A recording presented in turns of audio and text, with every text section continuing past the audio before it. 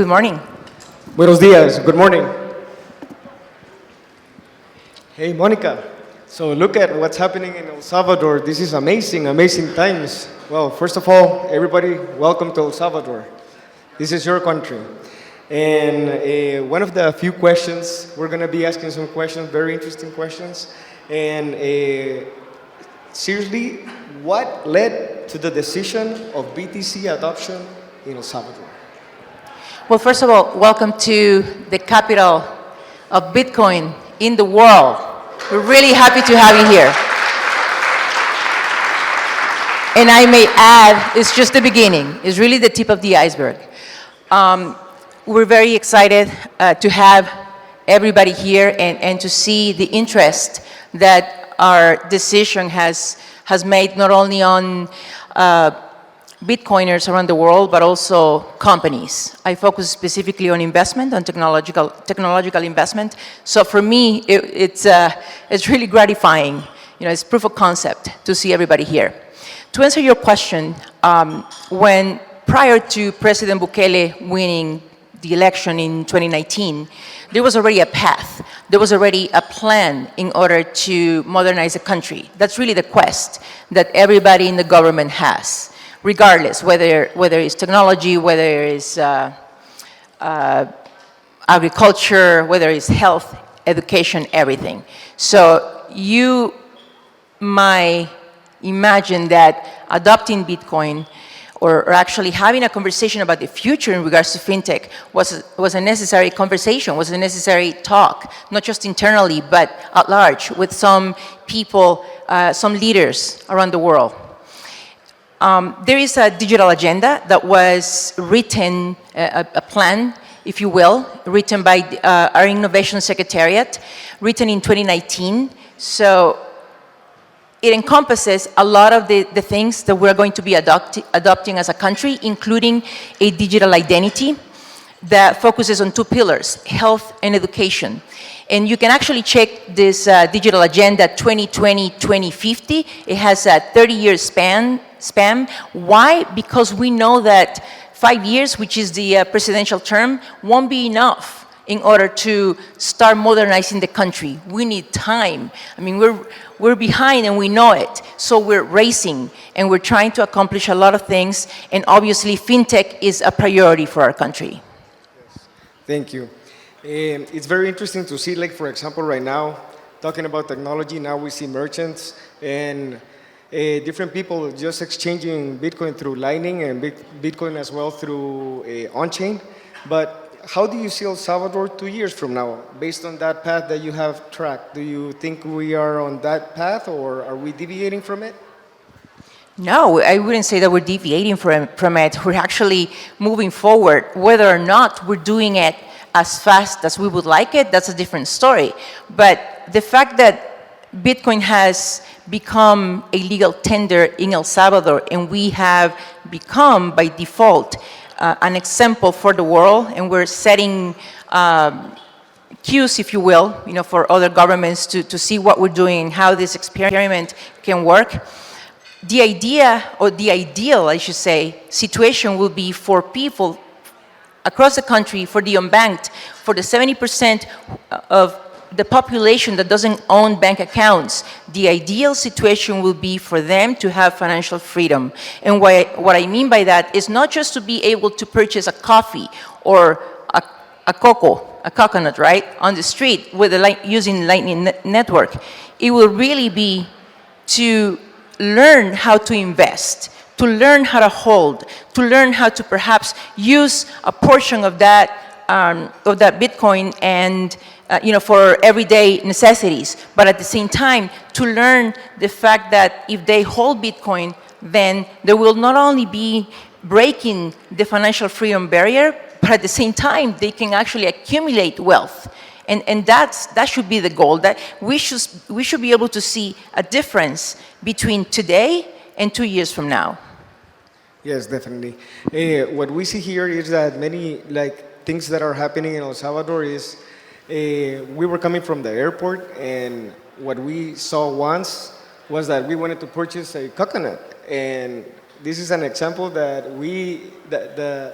the person sold us the coconut, and we asked, you know, hey, do you accept Bitcoin? And he said, listen, how can I accept Bitcoin? But because I don't have a phone. So like you say, there's a lot to work on, and we need to use Bitcoin in the best way so that we can provide all the technology necessary for this to work. Because if in El Salvador works, I know everybody in everywhere it will work. So following to the next question, now that the country has officially adopted Bitcoin, what's the next focus of the government around its implementation?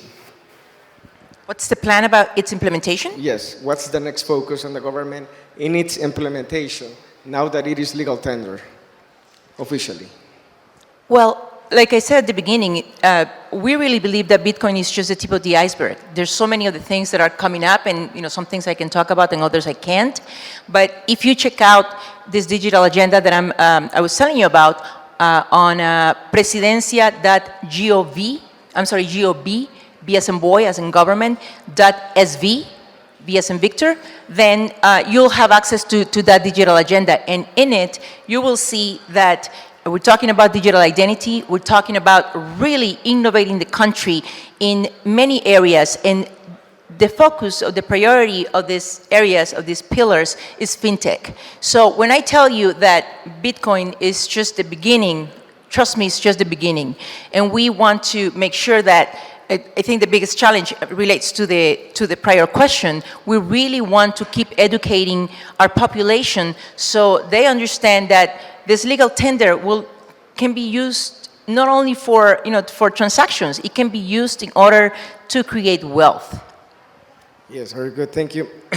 And knowing what you know now, is there anything that the government should have done differently?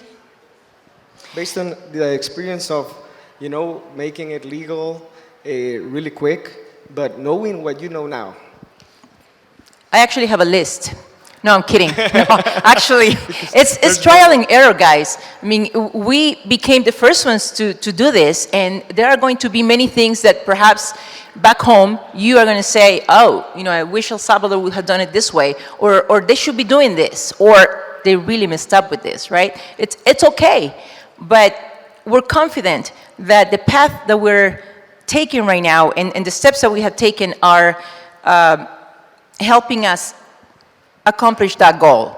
Yes, perhaps we could be doing many other things, but number one, there's only so many hours in the day, and two, we're learning as we go as well, simply because we're the first ones to do this. Yes, and that's true.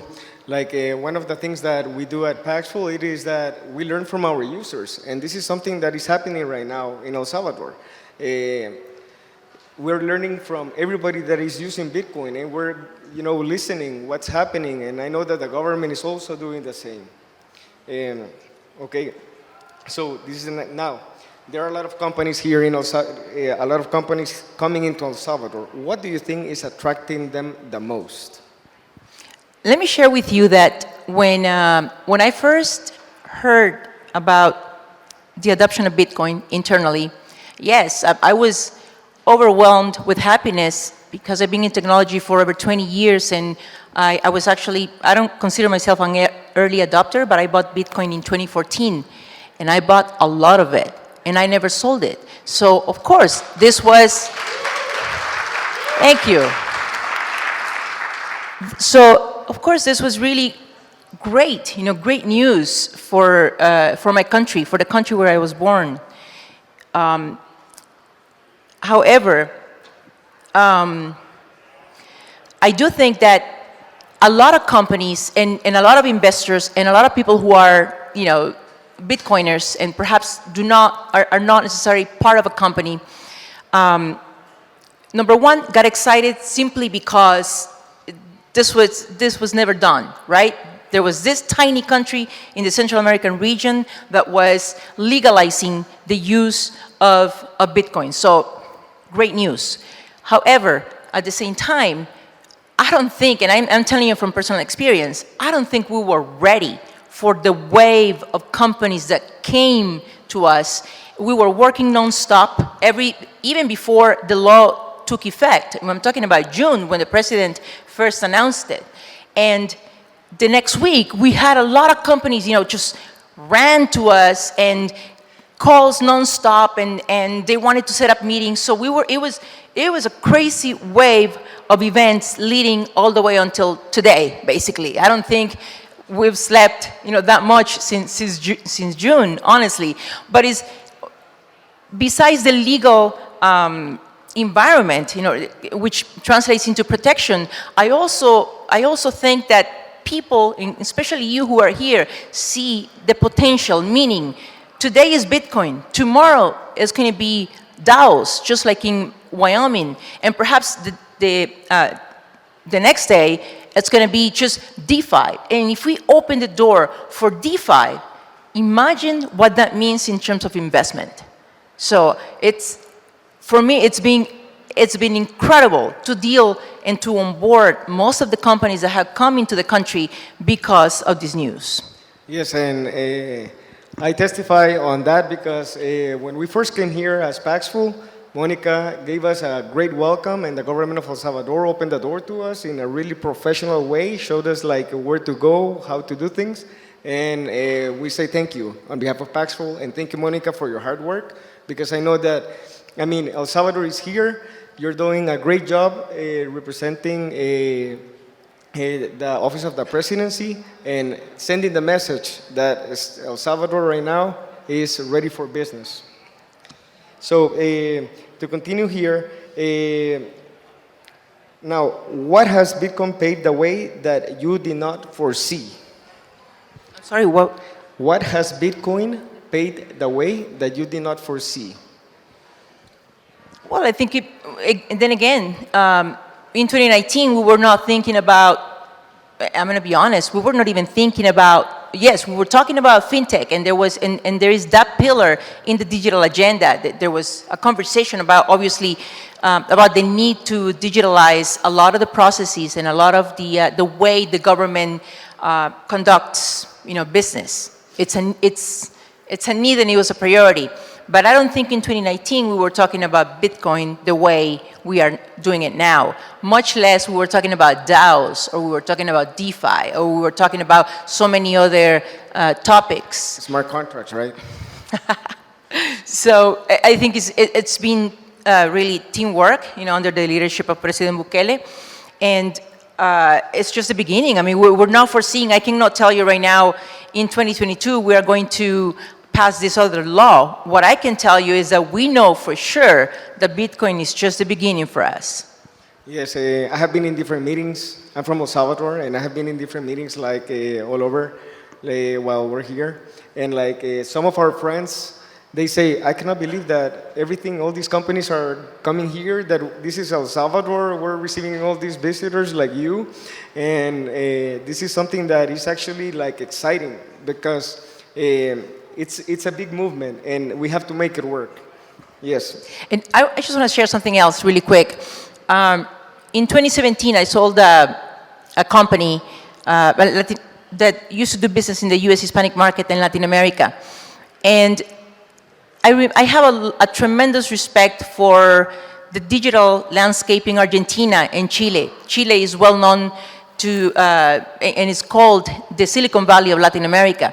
And Argentinians are well known for having pushed the digital agenda way back in the day, and there are a lot of programmers and a lot of developers, and they have clients outside of Argentina, therefore making more money than if they sold, as opposed to selling their services internally. So I've always had a lot of respect for both Chile and Argentina. And seeing companies here from those two countries yesterday, for me, was just proof of concept. We're doing something right in El Salvador. And it was great to have all of these guys from, these well-known companies, crypto companies in Argentina. And then again, I'm focusing on Latin America, right? Because that's what's next to us. But it's also fantastic to see all of these well-known companies from the US, Europe, Singapore, different countries in Asia. We really never expected it to be this way. Yes, and especially that we have seen that there are different aspects right now that have been constructed with Bitcoin. We see a pet hospital that Was that in the agenda, or what's that because the price went up? And also, was also the new schools that are coming on board being constructed because Bitcoin is legal tender and it's here? Yes, the digital agenda had actually, I'm sorry, not the digital agenda, but the Plan Cuscatlan was a series of proposals that the president, at that time, the candidate Bukele, presented to the population. And there was a pillar focused on saving, especially dogs, right? If you're really you don't have to go into the countryside, you can see them here in San Salvador, here in the capital city. You will see a lot of dogs just walking on the sidewalk without a collar, without license, right? I mean, nothing. We saw some yesterday at El Sonte. Did you feed them? Yes, we did. Okay, good. So there was a pillar about helping these pets, right? Helping these dogs, and but there was never a conversation about building a hospital, much less using Bitcoin to pay for it. And the same thing with the schools. And it's just an example. I mean, I think more and more you're going to be hearing more and more news about what we're going to be able to do with the profit from the money that we invested. Perfect, thank you. Now, going to the topic of security, cybersecurity, we have seen that since the adoption of Bitcoin is here as legal tender in El Salvador, we have seen like a lot of people telling that they have started to receive phishing emails and from countries like Asia, areas like Asia. What is the government doing to implement cybersecurity due to the fact that right now we have electronic money, Bitcoin, and there's a lot of Bitcoin in the country, there's going to be a lot of investments and everything. Is there a specific path on it? Or what is the government doing to secure that cybersecurity? That's a great question. We didn't have a cybersecurity industry if problems wouldn't exist, right? Thieves wouldn't exist. And I think the cybersecurity issue is not just an issue for us, and in this case for the Chivo wallet, but for so many of your companies and so many companies around the world. I think the Chivo wallet team is doing as much as it can in order to remediate that issue.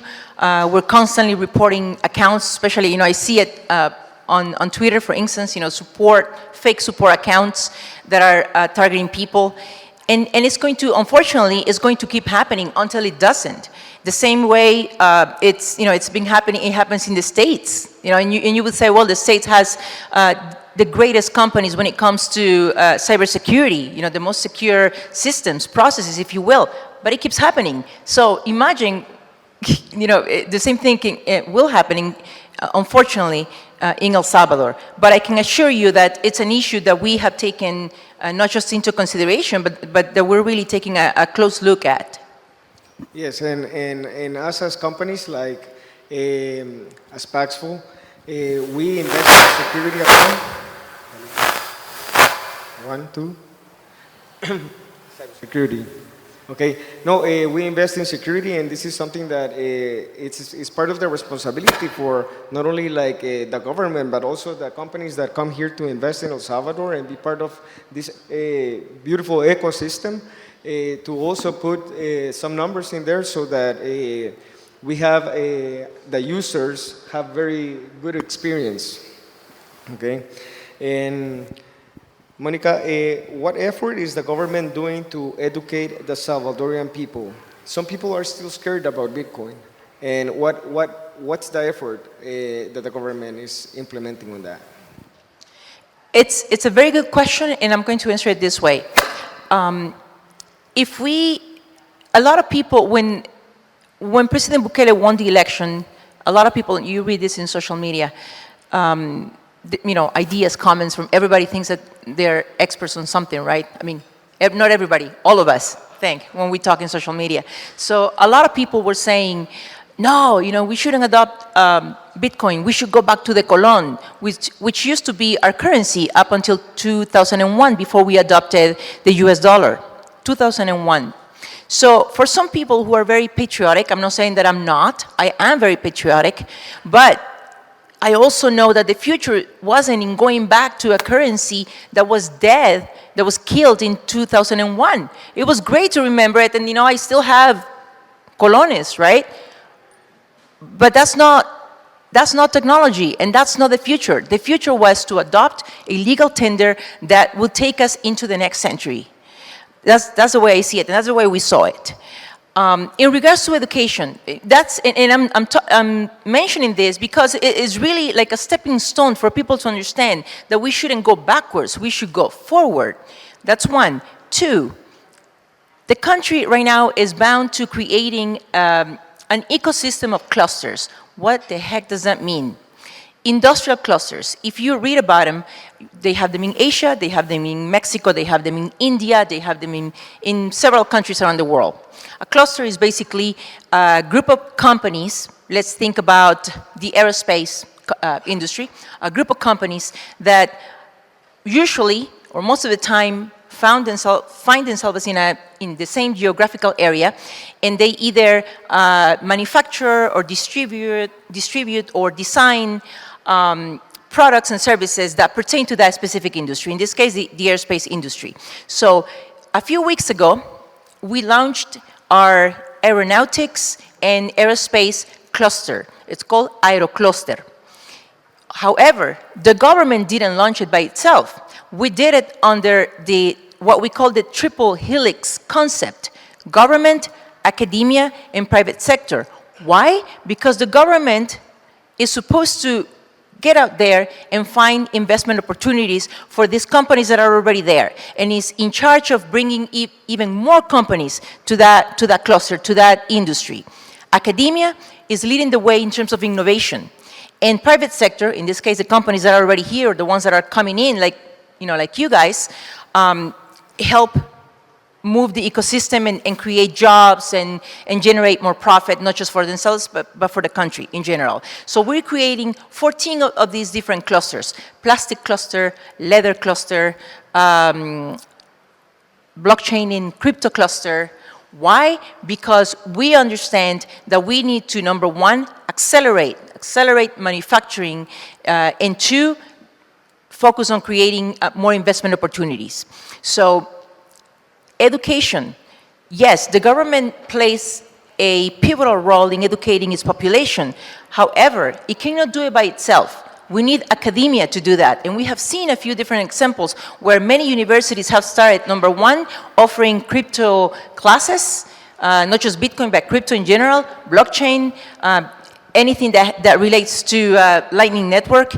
We're seeing even degrees, mini degrees, like certificates, right? Or technical careers already in crypto. So academia is also helping with that task. It cannot be just the government. It's actually impossible if this task or this responsibility was left just for the government. And at the same time, I've seen companies like Paxful, right, that are educating the population. You guys just went to Tasajera, which is an island, in the middle of nowhere, and you're educating the population there and showing them not only how to use the Paxful wallet, but at the same time explaining to them what the heck Bitcoin is and why it's necessary for them to adopt it and how they can make transactions with it. And at the same time, I've seen other companies that are already situated in the country and that have opened offices, and they're on the same path. They're educating because they know that without education, it's not going to work out. Yes, definitely. Can you listen? Yes? Funciona. Okay.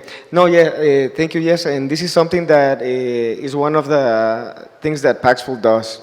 In El Salvador, since we came, we started doing Paxful campus tours with 8 universities already, and we saw how all the students were incredibly interested. Their questions was they wanted to learn so much about it and how to use it. And also, we have offered master classes as well to other institutions, even government institutions. We have given master classes to government institutions with 8,000 employees because everybody is eager to learn. And I agree with you, the government doesn't have the only task to go ahead and, okay, here's legal tender. I will educate. No, you, every single person that has visited El Salvador today, if you go and do a transaction in Bitcoin, in Lightning, and you have the opportunity to go ahead and educate themselves, I mean, really, we are thankful for that because we have to make it work. And also, one of the paths with the universities as well, we signed an MOU as well with a big university here, and we're going to be working with them, providing them all the tools necessary so that they can be implementing Bitcoin education, blockchain education inside their curriculum. So it's going to be a very interesting time. So you as companies that are coming to visit El Salvador, I mean, it's a task for everybody. And as well, we're opening a Bitcoin training center. It's going to be in La San Benito, and it's going to be a home for every single crypto company that want to go as well and learn, and also to teach, and also for the people of El Salvador to go ahead and walk in and say, hey, listen, I want to learn about Bitcoin. So we're doing that, and it's going to be fun. It's going to be exciting. So like one of the things that the president said, and I remember this, is it was like somebody asking me in a Twitter space, and he said, so what are you going to do? Do you need help? And he said, we need all the help we can get. So yes, this is very good. So, thank you, Monica, for, you have any closing statements for the presentation? Well, first of all, thank you for having me here today. I really want to thank everybody in this room. Number one, because you decided to make a trip to El Salvador, to a country where just a few months ago, prior to the president announcing that we were going to be doing this, that we were going to be adopting Bitcoin as a legal tender in June, we were well known for our maras, which translates into gangs, right? I will be the first one to admit that yes, there are gangs in El Salvador, but at the same time, I'm also going to say that unfortunately, a lot of the reputation that our country has received is because of that. The negative always comes up first, right? However, it is at the same time gratifying to see that now people outside of our borders are looking at us as Bitcoin land, as Bitcoin nation. So it took something as decisive and as irreverent, if you will, for us to adopt, to do, for the reputation to change a little bit, and for people like you who have actually made the time, spent money in purchasing a ticket, an airplane ticket, hotel, everything that you're spending in this country, to be here, to be at this conference, and to be part of the history that we're creating together. So I really thank you for coming, and I hope that you have a great time in El Salvador. And if you need anything, and especially if you know of someone, or if you and your company want to invest, please come and talk to me. Thank you.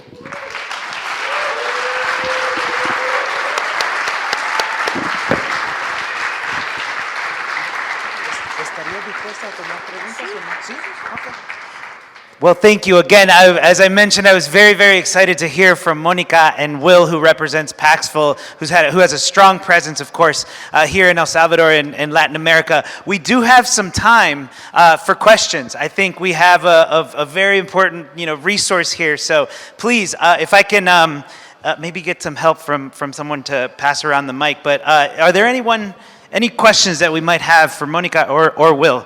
Let's go over here. Monica, Will, greetings from a fellow Salvadorian, which I left El Salvador when I was 5, and I grew up in Canada. So I'm Canadian. I really just came back this year to get to know the country. For the longest time, I've heard of how dangerous this country is, and I actually wrote a paper when my master thesis at Harvard. I wrote about our people in El Salvador and diversity, and a big inspiration was the changes that the president has made in this country.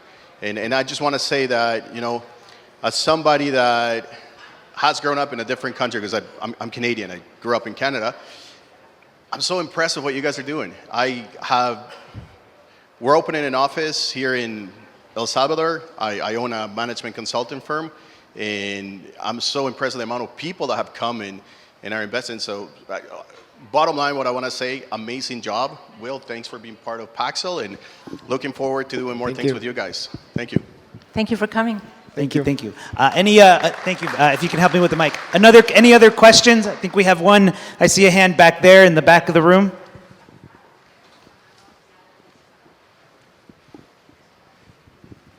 I'm Alex from Germany.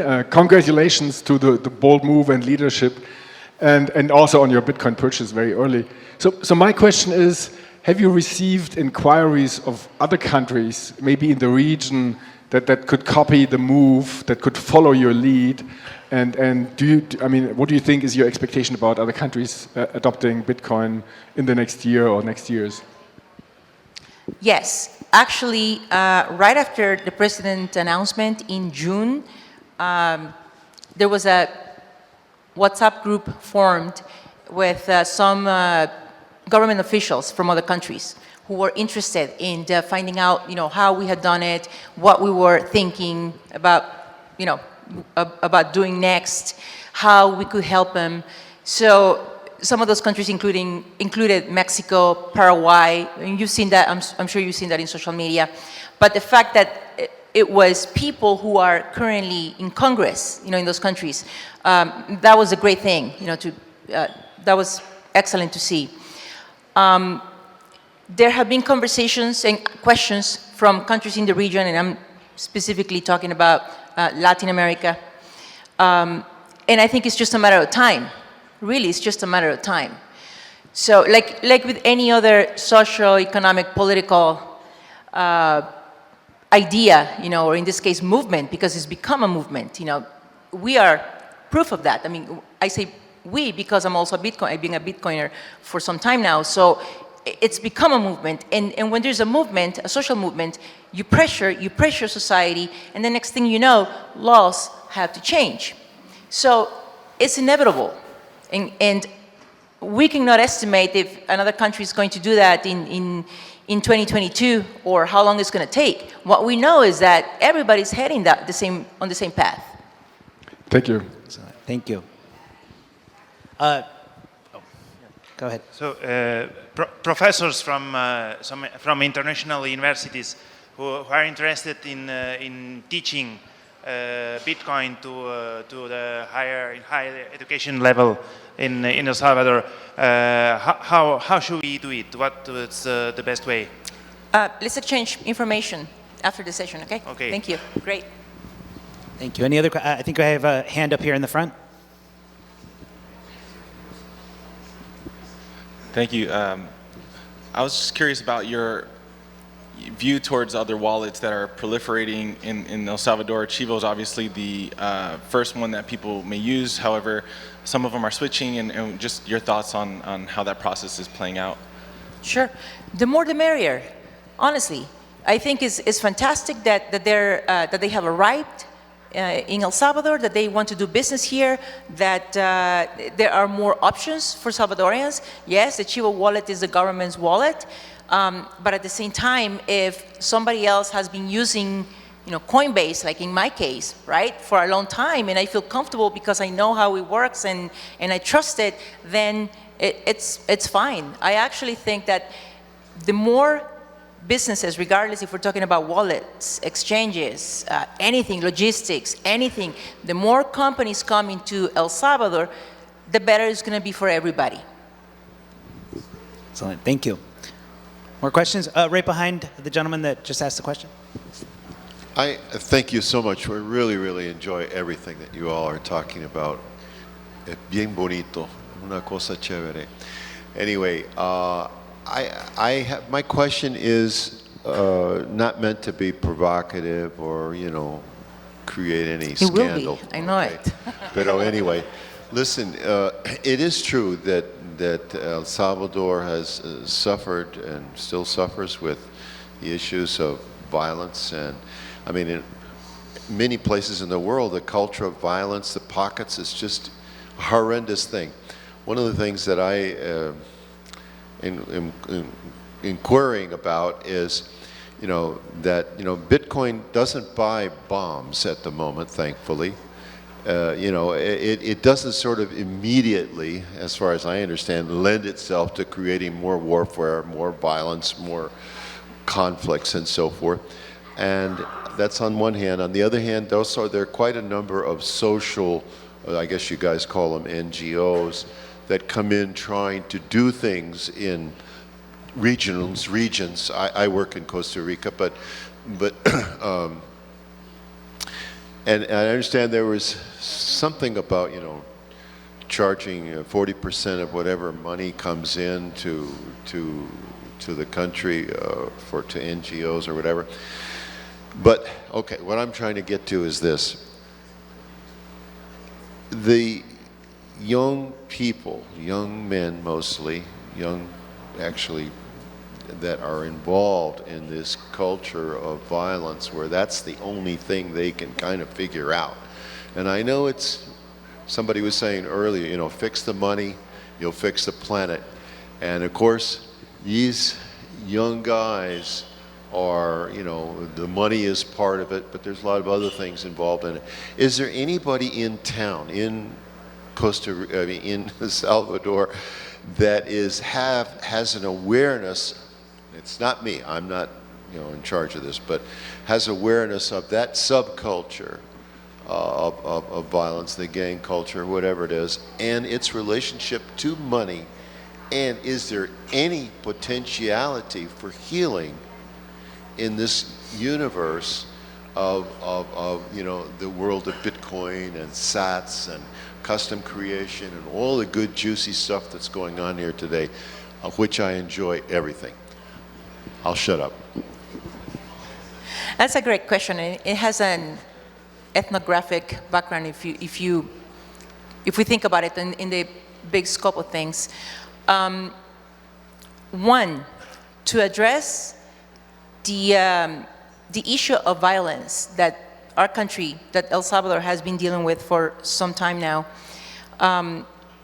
Yes, obviously, the population, the authorities, the entire country is aware of what's going on and has been aware for a long time. Two, knowledge is power. And if we give power to the people, especially those who are unbanked, especially those who might not, in the past, were not able to save money or to conduct transactions digitally, and now they can because of Bitcoin, then I think it will make a difference in regards to not only their buying power, but the way they're going to fix, their lives. However, to address the issue you're referring to specifically, how does money relate to the organized crime, if you will? Until the adoption of Bitcoin here in El Salvador, my understanding is that the money that was coming into those organizations was fiat. So there is a big issue around the world with fiat. There is an inflation, 6.2 inflation in the US, right? Bonds are falling not just in El Salvador, but all over the place. And whatever happens in the US in regards to not just the inflation, but the recession and everything that is happening there right now will have a huge repercussion around the world, us included. And it's not because of Bitcoin, it's because of fiat. So the only way we can fix that and empower our people is by keep educating them about how they can use Bitcoin and hopefully other cryptos in the future. In this education, I might add, it shouldn't be from university level. It should be since kindergarten, showing them what Bitcoin is. And that's what it goes. It has to be there since the beginning so that they know what money really is. And I think if I could just add one note to this, I think there's been a history, several generations of folks who have been subject to, financial oppression and repression, and then the violence that comes on the back of that.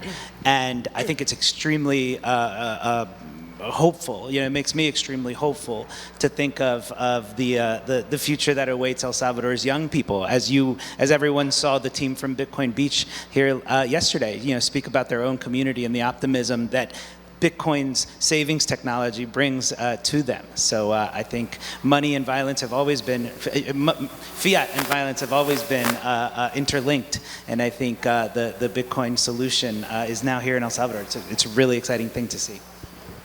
We have another question right back there, middle of the room, yeah. Hey, with regards to the Chivo wallet,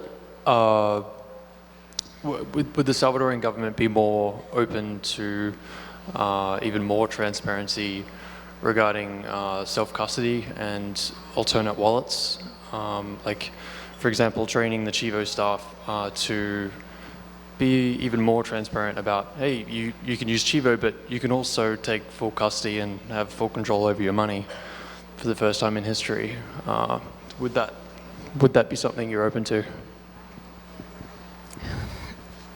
It's a question that I cannot necessarily respond to individually, because it's really teamwork, but I think the way we decided to, or the way the country decided to do the Chivo wallet was an effort to help people have a vehicle where they could start accumulating, Bitcoin, obviously. I don't think we are opposed to that idea, but then again, I cannot say per se that that's what we're moving towards, simply because the decision wouldn't come from me. Excellent. We have time for about one more question, right there in the sunglasses in the middle section. Hola, ¿puedo preguntarle español? Quisiera hacer una pregunta. Sé a través de la prensa internacional que el presidente implementó una ley para poder ver las financiaciones de la ONG del extranjero hacia El Salvador. ¿Cuál es la posición del gobierno para las ONGs que están haciendo más educación, más interacción a la gente, como es ONG Bitcoin Argentina, ONG Bitcoin Chile, Guatemala? ¿Cuál es la posición de ustedes como gobierno, ya que las ONG ahora van a tener que, las ONG de Bitcoin van a tener que estar ya más a fondo con un impuesto distinto, a diferencia de las empresas institucionales que hoy en día creo que están libres de impuestos?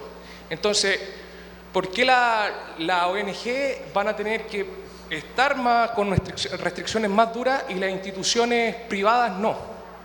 Sé que hay un tema de gobierno, de que hay financiaciones extrañas, pero ¿cómo va a ser para las ONGs de Bitcoin en sí? Esto es lo que dice la prensa internacional. Lo digo como de forma de Chile hacia como lo veo yo. Ok, vamos por partes. No hay organizaciones, o en este caso ONGs, de Bitcoin per se, por lo menos todavía, ¿verdad? Número dos, las empresas no están exentas de impuestos. No funcionaría. Bill with Bitcoin. Empresas que entran al país con inversión, entonces tienen beneficios fiscales como cualquier otra empresa que venga a invertir. Traen tanto monto, tanto los beneficios fiscales. Eso es en cualquier país, cualquier empresa. Ahora, o incluso el presidente también tuiteó que si tú quisieras obtener la residencia automática, tienes que pagar 3 bitcoins, ¿verdad? Esos son beneficios fiscales, siempre y cuando vengas a trabajar y a enfocarte en lo que es algo relacionado al bitcoin. Con respecto a las ONGs, yo te diría lo siguiente: puedes acceder el escrito de la ley, que creo que fue aprobada el día de ayer, para que puedas entender cuáles son las restricciones y en dónde se enfoca el término transparencia, en qué se enfoca el término transparencia con respecto a esas ONGs. No tiene que ver necesariamente con todas las ONGs, tiene que ver con las ONGs, según tengo entendido, que no transparenten sus donantes o sus fuentes, ¿no?, de donaciones. tiene que ver con eso, pero pienso que tienes que leer la ley porque no, estás un poquito confundido, creo. Excelente. Pues, well, sorry, we've run out of time with this panel. Again, I'm very, very grateful to Monica and Will for their time. Let's give them a hand, please. Monica, thank you very much.